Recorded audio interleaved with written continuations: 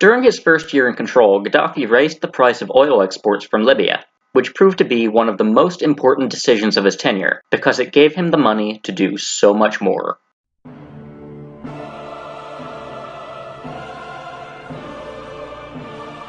I'm going to skip around a lot because a lot happened. After Gaddafi raised his oil price in 1969, most of the countries in OPEC, the Organization of Petroleum Exporting Nations, followed in 1970. This meant that globally the price of oil went up, and there was nothing that any of the oil-buying nations could do about it. Gaddafi slapped down some nice new sedition laws, because free speech rarely mixes well with a dictatorship. He went further than that, though, to crack down on dissent when he made a law banning parliamentary bodies and kept in place an 1852 law prohibiting political parties. He banned trade unions in 1970 and worker strikes in 1972, and he established people's courts to try monarchists for sedition on a local level. Many political prisoners were, of course, executed, sometimes publicly. He consolidated power on the government level too, when in December 1969, almost right away, two of his cabinet members, Adam Saeed Hawaz and Musa Ahmad, ministers of defense and interior respectively, were arrested and accused of planning a coup. Gaddafi, in turn, was named both Prime Minister and Minister of Defense to replace those empty positions. His quick-developed paranoia of losing power didn't stop at his own borders either, as he was known for sending assassins after Libyans in exile in other nations. Some big changes happened after the takeover. For one, the Western calendar was replaced with the Islamic calendar, and the sale of alcohol was banned. This was an Arab nation, after all. Nightclubs and churches were shut down,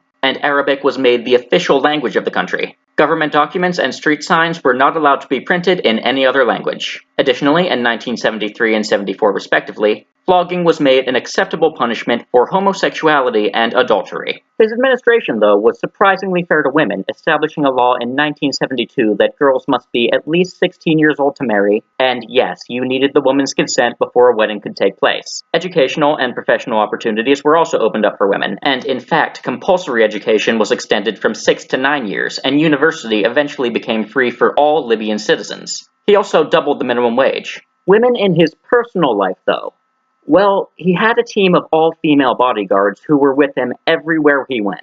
And yeah, you get the idea. The government put the money to use almost immediately. One of their first big projects in 1969 was a so-called Green Revolution, which was not a social movement, but an environmental one. You see, over 95% of Libya is desert, so you can imagine the country has some trouble with farming. The Green Revolution was a huge public works project in which millions were put towards building irrigation pathways from the Mediterranean and from oases in the country to any nearby farmland they could reach. Although a noble effort, the agricultural profits ended up not being worth the building cost in the end. Although that particular project had more hype than return, his domestic plans were generally pretty good. His goal from the beginning was to provide free housing, education, and healthcare for all Libyans. Of those, the only thing he didn't accomplish was eliminating homelessness. He did, however, replace a lot of the impoverished housing districts with fresh new developments, as well as building up brand new suburban areas. He may not have eliminated homelessness, but his efforts were not in vain. In the first year, it was proclaimed that all British and American military bases in the nation were to be vacated.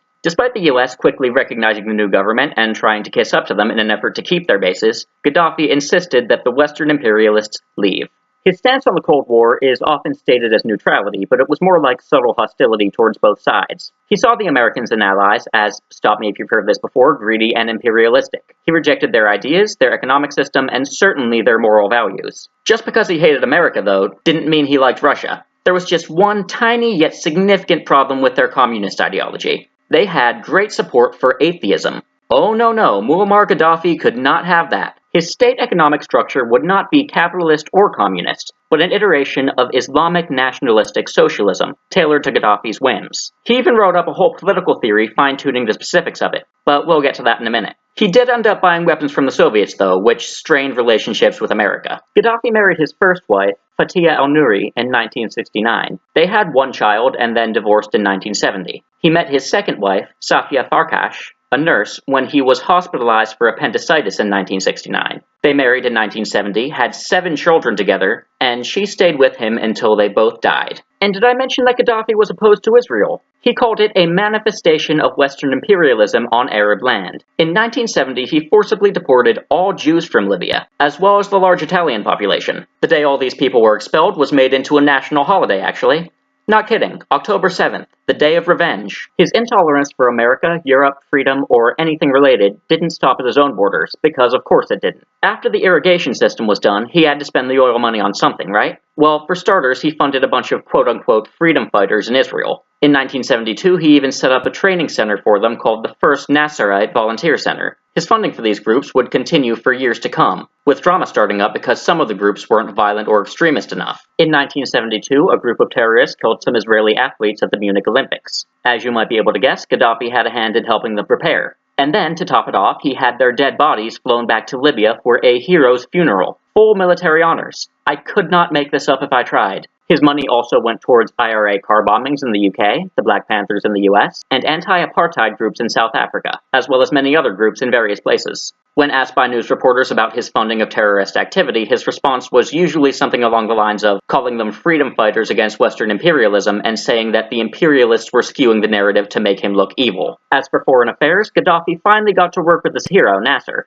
The latter would say privately of the former, he's a good boy, but a little naive. The thing they worked together on, along with Sudan and Syria, was a proposal to create a pan-Arab nation. This plan worried the West at first, but then Nasser died in November of 1970. Nasser was succeeded by a man named Anwar Sadat, who was more a federation kind of guy. Just not ready for that type of commitment yet. Was expecting something a little more casual, you know? Well, Sadat managed to successfully stall the talks, while pocketing oil money donated by Gaddafi, I might add, until the 1973 deadline, at which time no unifying action had taken place. Of course, by that time, Sudan, Syria, and Egypt all had their own reasons for being a little wary of what was going on in Libya. In fact, to say relations deteriorated would be an understatement. Well, what was going on, you ask? Oh boy, here we go. April 1973 was the start of a popular revolution in Libya. Why was there a popular revolution in Libya? Because Gaddafi proclaimed it, and it was so. This right here, even more than Gaddafi's death during Arab Spring, was the reason I decided to do this series. Gaddafi unloaded a 5-part plan onto the public. Part 1, all existing laws were to be abolished and replaced.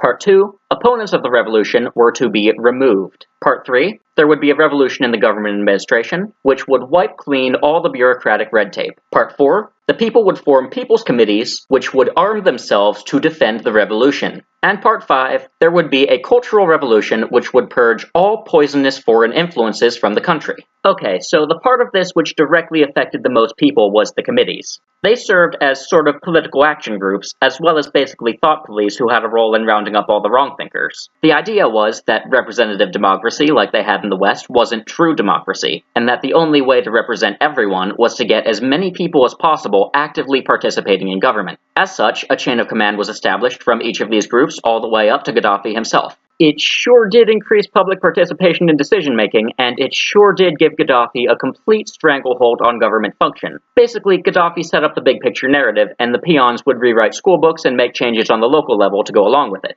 Every loyal citizen felt like the government was serving them, and not the other way around. The thing that had the biggest indirect effect during the revolution was when Gaddafi announced in 1973 that 51% of all oil companies in Libya would be appropriated by the state. This proved to be a huge economic success, which in turn was probably the reason that public opinion stayed so high for so long. To try and give you an idea of the economic boom, Libya's GDP was $3.8 billion in 1969, $13.7 billion in 1974, and $24.5 billion in 1979. In the course of 10 years, the work output of the average Libyan grew to be valued over 6 times as much. That translates to some pretty significant growth in standard of living. Some more numbers for you. In 1969, Libya had 700 doctors, but by 1978, they had 3,000. And in that time, 50% more hospitals were built. Malaria was eliminated from the country, and a bunch of other once common diseases became very rare. Imagine this kind of success, but in every aspect of public life. Gaddafi took an impoverished, underdeveloped nation at gunpoint, and then transformed it into a state that could rival many countries in Europe,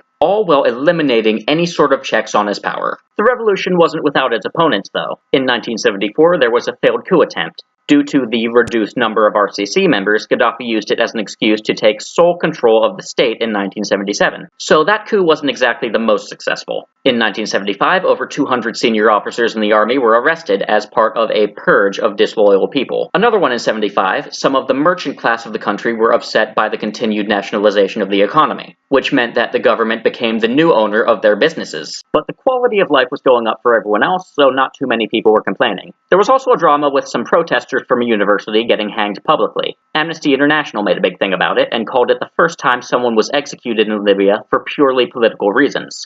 I'm sure it wasn't the first time. In addition, there were a bunch of tribal leaders in rural areas who liked their old hierarchy just fine. They were conveniently labeled agents of the old regime, and Gaddafi installed some new leaders in their place. Predictably, the communities they served never really came to accept the new guys. In response to nationalization efforts, some clerics from the Muslim Brotherhood criticized the seizing of property as going against the teachings of Islam. There were also some scholars who didn't like that Gaddafi basically threw out the hadith and went back to a form of Islam that believed solely in the Quran. Gaddafi, in turn, had them labeled as traitors to the revolution, and, after their disappearance, all privately owned Islamic colleges were either shut down or nationalized. As for foreign relations post-revolution, well, Gaddafi, with Arab unity on the mind, suggested Egypt should have a similar revolution as Libya, and Sadat was having exactly none of it. They disagreed strongly enough, in fact, that Gaddafi went as far as calling for Sadat's overthrow. Now, you may remember this unity plan included more than two nations, so what did the other two think? Well, Ghaffar Numeri of Sudan, the guy on the left there,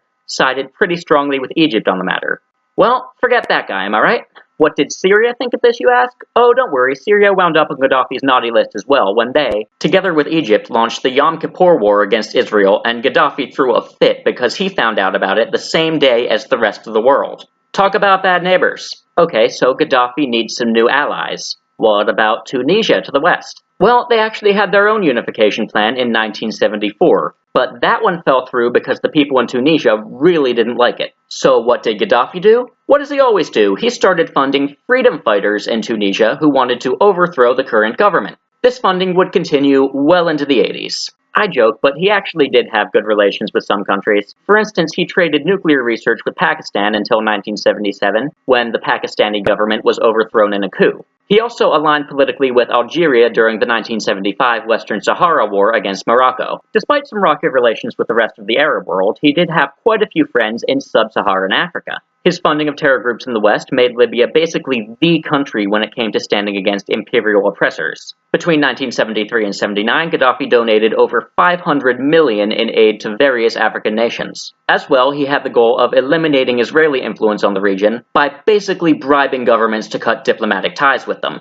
Some of them did it. As well, he managed to extend the reach of Islam by converting President Omar Bongo of Gabon in 1973 and President Jean Bedel Bokassa of the Central African Republic in 1976. Oh, and he also invested a bunch of money into European companies like Fiat for some reason. Now, I couldn't do justice to this cultural revolution without talking about the Green Book. The Green Book was a three-part series written by Gaddafi himself, which was translated into dozens of languages and published worldwide. It is now available in PDF form through a quick Google search. I had to get a tetanus shot to cure the cancer I caught from reading this entire thing, so I hope you appreciate it. In Part 1, it lays out the problem of no existing form of government being truly democratic in a way that reminds me of Marxist theory. They both claim that the existing structure in the West, whether it be capitalism as Marx states or representative democracy as Gaddafi states, is flawed, and claims that not only are the people dissatisfied with it, not taking into account whether or not they actually are dissatisfied, but its inevitable end will contradict its goals. In Gaddafi's case, he claims that no system using a parliament as a legislative body, and no system in which parties are allowed to play a role in elections, can ever represent every one of the people, because, basically, tyranny of the 51%. His proposed solution to this was popular conferences and people's committees, which he called, and I quote, "the end of the journey of the masses in quest for democracy." He imagined this as the first implementation of complete direct democracy that has ever been attempted, and thus he saw it as the final form in the evolution of human political theory. And it's easy to see how he thought this was going so well, because with enough oil money, any form of government will be able to function. Any good but naive child building a Lego city can dream up a system of government where they are in charge, imagine it to be fair, and then denounce all other forms of government. The reality is that if Gaddafi hadn't bullied the oil companies into submission right away in 1969, this socialist utopia would have followed the same path as all the others. But that's just my opinion. Back to the book. Speaking of socialism, he spends all of Part 2 arguing for it, with such gems as private land ownership is oppressive, accumulating money beyond one's needs is depriving the less talented workers in the nation of their basic needs, all wage labor is slave labor, and all labor that produces a service rather than a physical product can only be paid for as wage labor, and therefore is a form of slavery.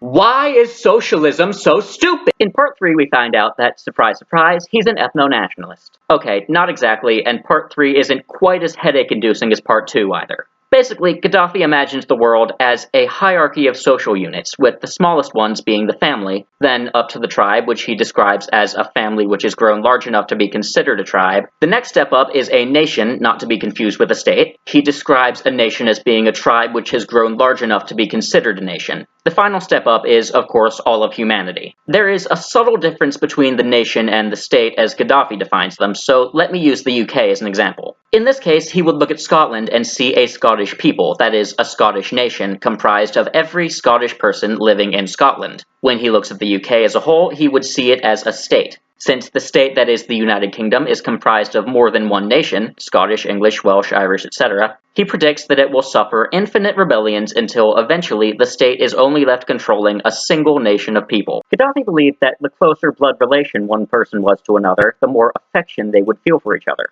The inverse also being true that someone further away biologically will feel less affection. Thus, minorities in a state, feeling less affection for the dominant nation in the said state, will forever be trying to break off part of that state so their nation can form a state of their own. This is where one could call Gaddafi an ethno-nationalist. So, in conclusion, did the Third International Theory work?